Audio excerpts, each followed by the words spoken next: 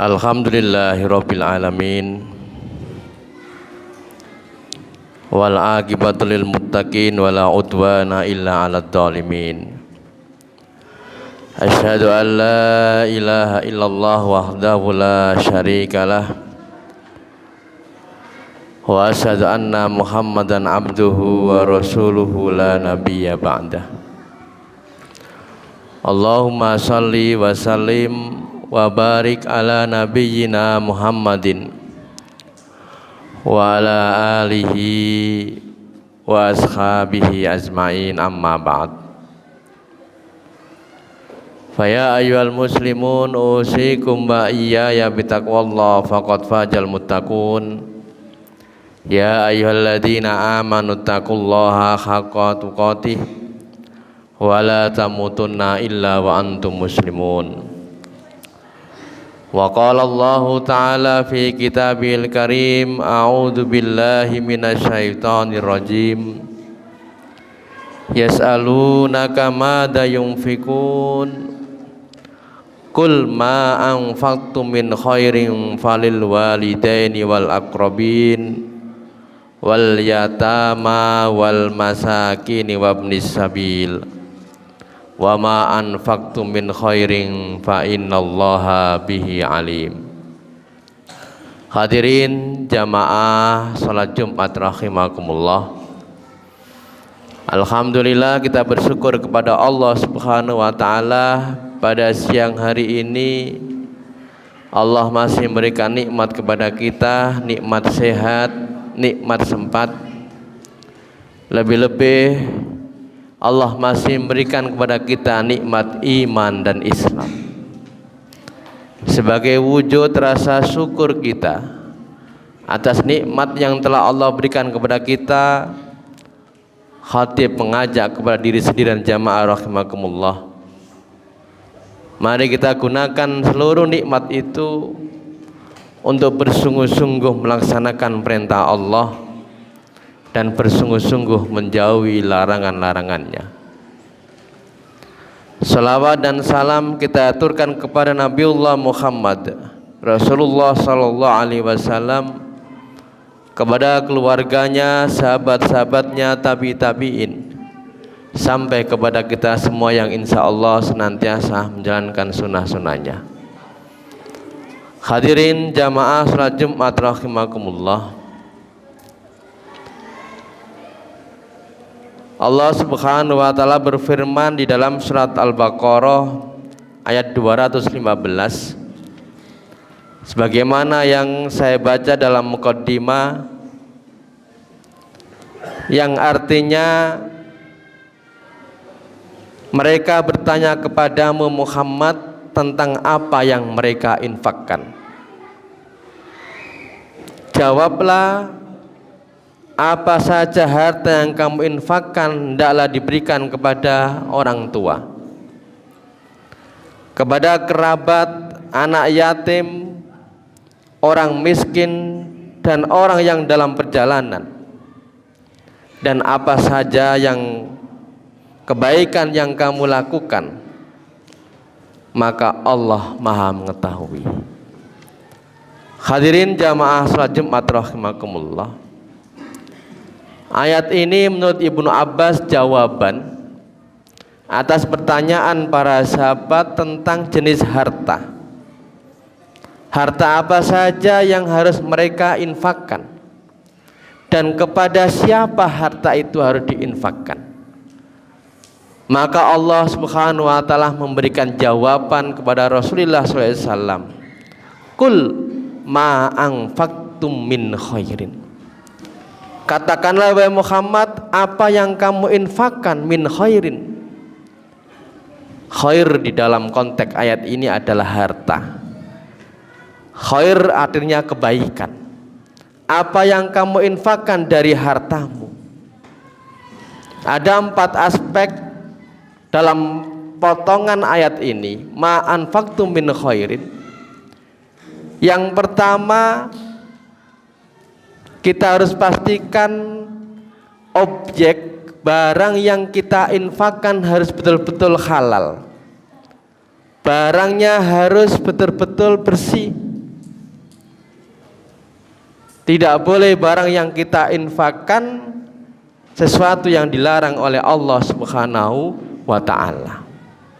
Innallaha thayyibun la yaqbalu illa thayyib. Sesungguhnya Allah itu zat yang maha baik dan tidak menerima kecuali hanya yang baik-baik saja.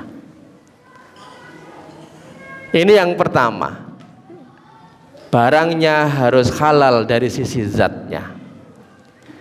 Kemudian yang kedua, ma anfaqtum min khairin adalah cara memperolehnya. Harta yang kita belanjakan, yang kita infakkan, harus dipastikan cara memperolehnya harus betul-betul sesuai dengan ketentuan Allah dan Rasulnya. Jika ia seorang pedagang, maka dia tidak boleh mengurangi timbangannya untuk memperoleh keuntungan. Dia tidak boleh mencampur barang yang baik dengan barang yang buruk. Dia tidak boleh menyembunyikan cacat untuk mendapatkan keuntungan. Cara memperolehnya harus dengan cara-cara yang benar pula. Sekalipun secara zatnya itu, secara objek barangnya itu halal, dibolehkan secara syariah, tetapi kalau cara mendapatkannya dengan cara-cara yang melanggar aturan-aturan Allah dan Rasulnya, maka hasilnya juga haram. Maka yang pertama, yang kedua adalah cara memperolehnya. Usahanya harus halal. Cara memperoleh keuntungan dengan cara-cara yang benar, yang sesuai dengan ketentuan Allah dan Rasulnya. Bukan hasil korupsi, bukan hasil hal-hal yang dilarang oleh Allah. Ma anfaqtum min khairin, yang ketiga apa? Saat kita memberikan harta kita, itu harus dipastikan dengan cara-cara yang dibenarkan oleh syara. Tidak boleh ketika kita memberikan harta benda kita dengan cara menyakiti orang yang kita beri. Maka Allah mengatakan, ya ayyuhalladzina amanu, hai orang-orang yang beriman, la tubtilu shadaqatikum bil manni wal adha. Jangan kau batalkan sedekahmu, infakmu dengan ngundat-ngundat, wal adha, dan menyakiti hati orang yang kita beri.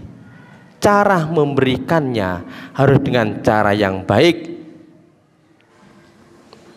Tidak boleh menyebut-menyebut sesuatu yang sudah kita berikan, apalagi kemudian menyakiti orang yang kita beri.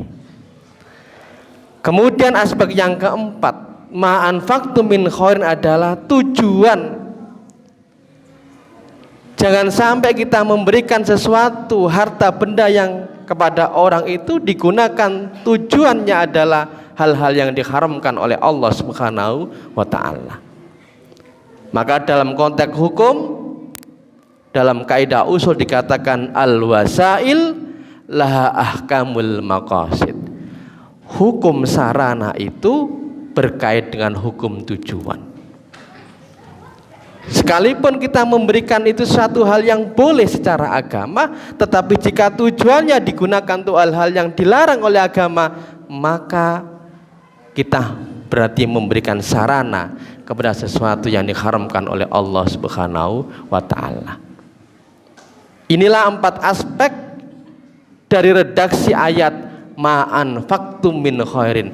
Apa yang kamu infakkan dari kebaikan, apa yang kamu infakkan dari harta, itu mencakup 4 hal ini. Dari sisi objeknya harus halal, dari sisi cara memperolehnya, dari sisi saat kita memberikan harta kita, dan yang keempat, tujuannya harus digunakan untuk hal-hal yang benar, dibenarkan untuk hal-hal yang baik yang tidak melanggar syariah. Lalu kemudian kepada siapa harta itu kita infakkan? Ayat ini oleh sebagian mufasir dikatakan turun sebelum ayat kewajiban zakat.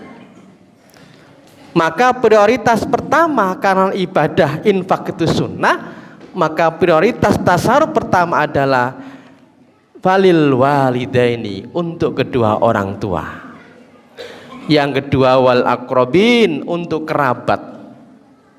Kemudian yang ketiga wal yatama, anak-anak yatim, wal masakin, orang-orang miskin, wabnis sabil, dan orang yang dalam perjalanan. Jadi ada 5 prioritas dalam tasarruf infak yang sunnah. Yang pertama adalah kepada orang tua. Anak memberikan kepada orang tuanya, bukan konteks zakat, tetapi infak sunnah, sedekah sunnah. Yang kedua adalah akrobin, kerabat.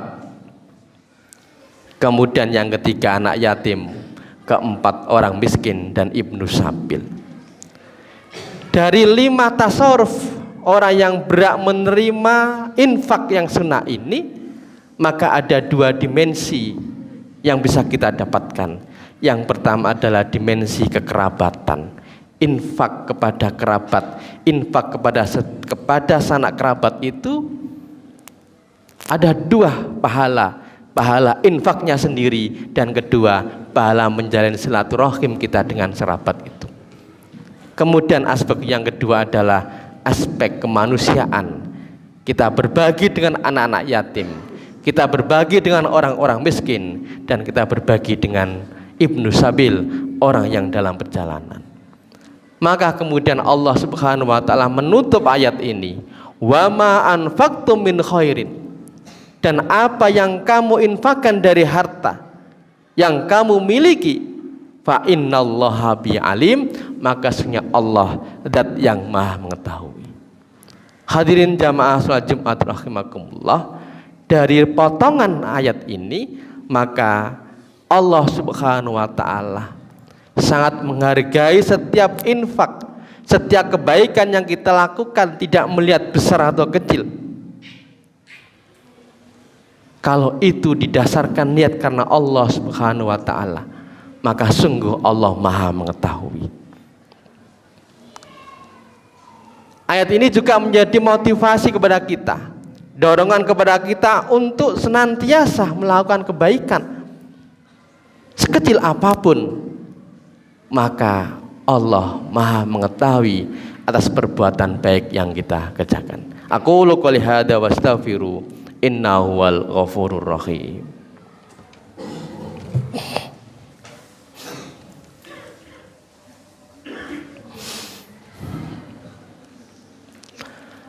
Innal hamdalillah nahmaduhu wa nasta'inuhu wa nastaghfiruh wa na'udzu billahi min syururi anfusina wa min sayyiati a'malina. May yahdihillahu fala mudhillalah wa may yudlilhu fala hadiyalah. Asyhadu an la ilaha illallah wahdahu la syarikalah al-malikul haqqul mubin wa asyhadu anna Muhammadan abduhu wa rasuluhu shadiqul wa'dil amin. Faya ayyuhal muslimun usikum wa iyaya bitaqwallah faqad fazal muttaqun. Ya ayyuhalladzina amanu taqullaha haqqa tuqatih wa la tamutunna illa wa antum muslimun. Innallaha wa malaikatahu yusalluna 'alan nabi. Ya ayyuhalladzina amanu sallu 'alaihi wa sallimu taslima. Allahumma salli ala Muhammad wa ala ali Muhammad. Allahumma ighfir lil mu'minina wal mu'minat wal muslimina wal muslimat al ahya'i minhum wal amwat innaka sami'un qaribun mujibud da'wat ya qadiyal hajat. Rabbana dhalamna anfusana wa illam taghfir lana wa tarhamna lanakunanna minal khasirin. Allahumma inna nas'aluka ridhaka wal jannata wa na'udzubika min sakhatika wan nar. Allahumma inna nas'alukal huda wat tuqa wal afafa wal ghina. Allahumma a'inna ala dzikrika wa syukrika wa husni ibadatik.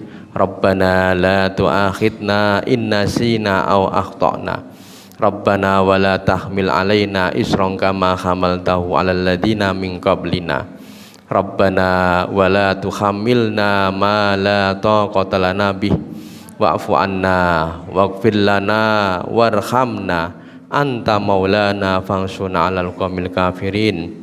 Rabbana atina fid dunya hasanah wa fil akhirati hasanah wa qina adzabannar wa sallallahu ala sayyidina Muhammadin wa ala alihi wa baraka wa sallam. Subhana rabbika rabbil izzati amma yasifun wa salamun alal mursalin walhamdulillahi rabbil alamin. Ibadallah, innallaha ya'murukum bil adli wal ihsan wa itaidil qurba wa yanha 'anil faksai wal munkari wal baghi ya'idukum la'alakum tadhakkarun wa la dzikrullahi akbar. Aqimissalah. 98 FM Purnama Sidi Wonosobo, mencerahkan, inspiratif.